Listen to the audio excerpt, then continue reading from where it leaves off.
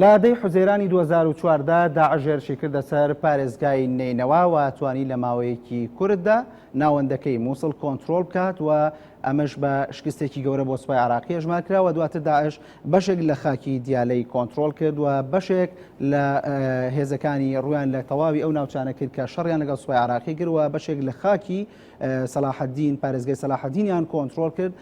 هێزەکانی داعش چەکدارانی داعش بە فراوانی هێرشەکانیان بۆ سەر تەواوی ناوچەکان ئەنجام دەدا و توانیان بەشێک لە پارێزگای ئەنبار کۆنتترۆل بکەن. و داعش لە 29 حوزەیرانی 2014 ئەو بەکر بەغدادی خلافەتەکەی لە مووسڵ ڕاگەیاند و ئەمەی بە هەموو دنیاوت کە دەوڵەتێکیان دروست کردووە. ڕوانگەی سووری بۆ مافەکانی مرۆڤ ڕایگەیاند لە سەرەتای دروستبوونی داعشەوە هێزە چەکدارەکانی داعش یاخود چەکدارانی داعش 50,000 چەکدار بوون کە لە تەواوی دنیاوە لە زۆربەی وڵاتانی دنیاوە چەکدارەکان یاخود لایەنگرەکانیان ڕویان لە بوون بە چەکدار یاخود بوون بە هێزی چەکدار بۆ داعش ڕویان تێدەکردن، بەڵام کۆشکی سپی لەم دوایانەدا ڕایگەیاند. لە ئێستادا داعش خاوەنی 25,000 چەکدارە کەواتە هێزەکەی بۆ نیوە دابەزیوە لە 50,000ەوە. لە عراق و سووریادا بێگومان ئەم 25,000 چەکدارە ماون. بەوتەی دانیال گراسەر یاریدەدەری وەزیری گەنجینەی ئەمریکا دەڵێت ساڵانە داهاتی داعش 360 ملیۆن دۆلارە لە ڕێگەی باج و فرۆشتنی نەوتەوە ئەم داهاتیان دێتە دەست. لە ئێستادا داعش لە عراق ڕێژەی لە 115 خاکی عراق لە ژێر دەستیدا و لە 130 خاکی سووریا لە ژێر دەستی چەکدارانی داعشدا یاخود کۆنتترۆلیان کردووە.